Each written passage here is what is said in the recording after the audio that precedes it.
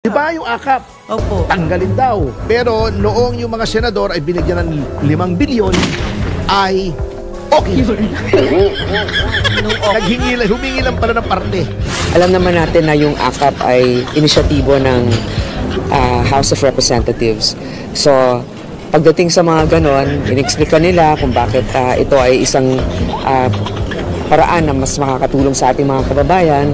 Ito naman ay ating pinakinggan at pinagbigyan rin. Pero syempre, ito ay nilinaw natin yung mga guidelines para dito kasi dati ito ay sa House initiative lamang. Pero bilang co-equal body at para naman may transparency, ang Senate ay merong ding pagkakataon na makatulong sa pamamagitan ng akap. Humingi lang pala ng parte. Yung mga pumirma. Alam nyo, yan mismong akap ay questionable yan. Kasi, hindi dapat yung mga mambabatas ang nagbibigay ng ayuda. Ang ayuda ay executive function. Hindi yan legislative function. Ang trabaho ng mambabatas, ano man tawag sa kanila? Mambabatas. O anong ginagawa ng mambabatas? Gumagawa ng batas. Hindi na momroyekto, hindi nangongontrata, at hindi nabibigay ng ayuda. May SWD po tayo, an executive department. Yun po ang dapat nagbibigay ng ayuda. Executive function po yan. Kaso nyo, 2025 is an election year. Yes, next year. Okay. Pangkampanya na naman. Diba? Kasi maraming mga miyembro ng ating legislatura, may mga kamag-anak, gobernador, mayor, vice governor. So, Mario, tigahan nila? Eto, diba, ang daming nagingay nun. Yung akap daw ay pat may 21 billion. 21? Laking nun. Di ba yung akap? Opo. Tanggalin daw. Pero noong yung mga senador ay binigyan ng 5 bilyon, ay okay na sa kanila. Humingi lang pala ng parte. Yung mga pumirma. Oh my God. Humingi lang ng parte. Alam nyo, yan mismong akap ay questionable yan eh. Kasi, hindi dapat yung mga mambabatas ang nagbibigay ng ayuda. Ang ayuda ay executive function. Hindi yan legislative function. Ang trabaho ng mambabatas, ano man tawag sa kanila? Mambabatas. O anong ginagawa ng mambabatas? Gumagawa ng batas. Hindi na momroyekto, hindi nangongontrata, at hindi nabibigay ng ayuda. May SWD po tayo, an executive department. Yun po ang dapat nagbibigay ng ayuda. Executive function po yan. Kaso nyo, 2025 is an election year. Yes, next year. Okay. Kita mo ha. Ang hiningi lang ni Pangulong Marcos ay 66 billion para sa LGUs. Nung nag-BICAM, ginawang 76.6 billion. Pangkampanya na naman. Diba? Kasi maraming mga miyembro ng ating legislatura, may mga kamag-anak, gobernador, mayor, vice governor, diba? Dynasty, kasi hindi pa magawa-gawa yung anti-dynasty bill. Opo. Walang gusto. Ginawa ni Coco Pimentel, wala nangyari. Bago si Coco Pimentel, nag-file si Mayor Fred Lim nung siya ay senador. Naging senador si Mayor Lim ng 3 taon di ba? 2003, ano ba yan?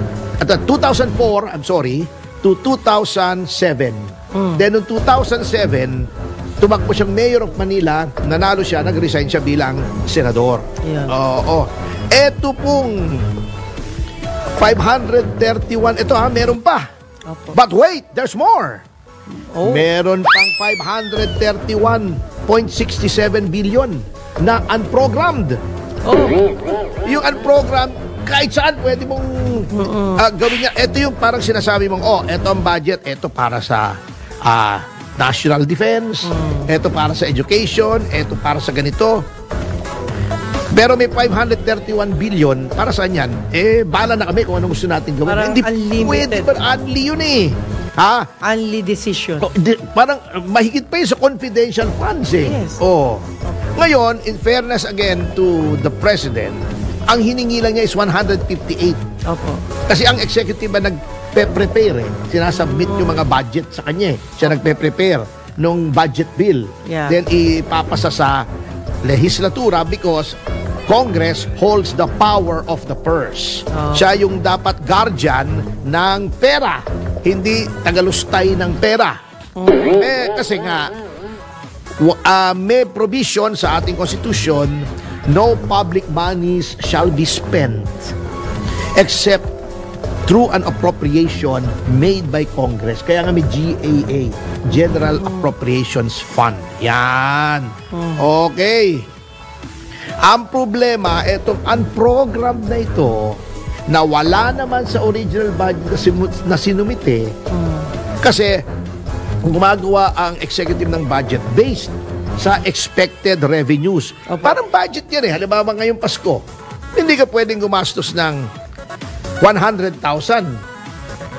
Halimbawa, ang nagbabudget ka para sa isang taon. Opo. Ito yung kuryente ko, ito yung tubig ko, ito yung gasolina ko, ito yung bayad ko sa hulog sa kotse, Opo. hulog sa bahay.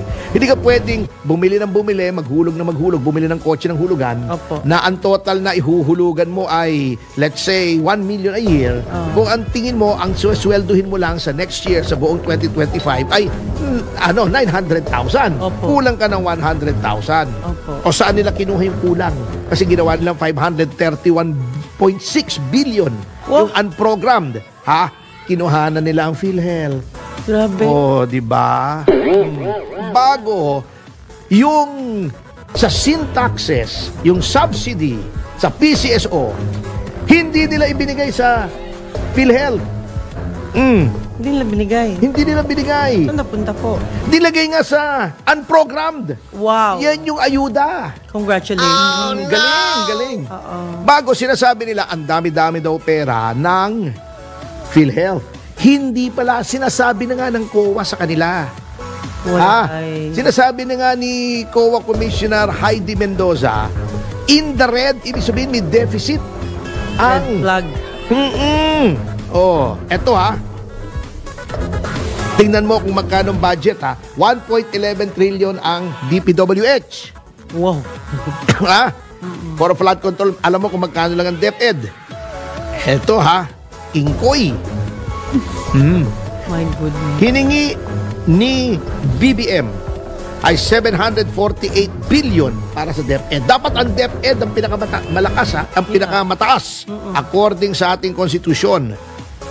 Kita mo Ngayon, yung 748 billion na hinihingi ng Pangulo, binaba pa ng 737 billion. Pambihira, ano nangyari doon sa sinasabi? Sa Article 14, Section 5 ng ating saligang batas. Opo. Dinisregard, binaliwala ng ating mga mambabatas. Pambihira. Ngayon, doon sa sinasabing education, 30 billion lang ang binigay sa CHED, higher education, sa kolehiyo.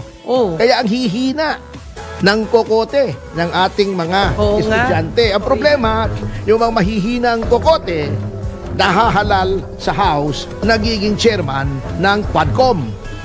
Yun ang mabigat. Biro yung epekto yan, Ibiro nyo, in-slash yung budget sa education, yan ang magiging mga miyembro ng House of Representatives. Di patay tayo. Yan, talagang babagsak yan in a period of short time. At saka, I'm still have the floor.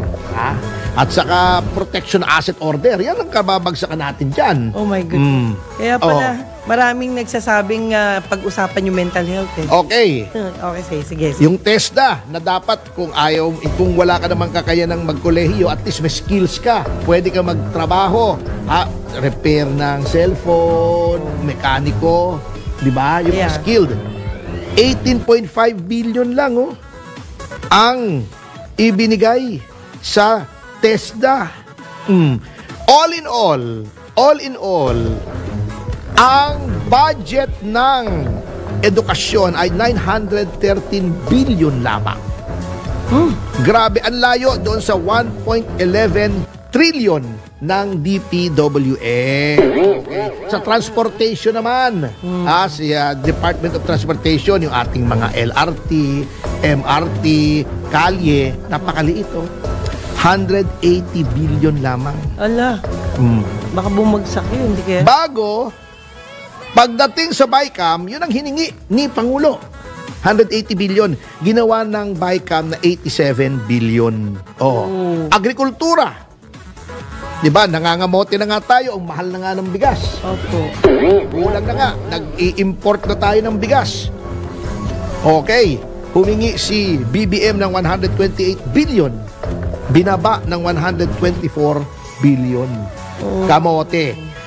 Kamote na nga yung Agriculture Secretary. Kamote pa ang budget niya. Pupunta tayo dyan. Maya-maya. Ito, Calamity Fund. Para pag bumabagyo, bumabaha, lumilindol, pumuputok ang bulkan. Ito niyo yung kanlaon, di ba, sa Bacolod. Opo. Pagka-file ng certificate ni Guanzon na siya ay tatakbo sa party list, pumutok yung bulkan. Nagalit. May connection kaya. Wala naman siguro. Pero pumutok basta.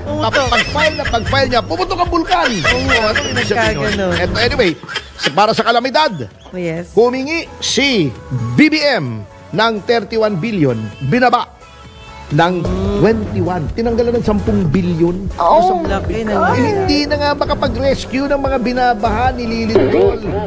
Pinuputukan ng sinasabugan ng bulkan. Ingat mo pa.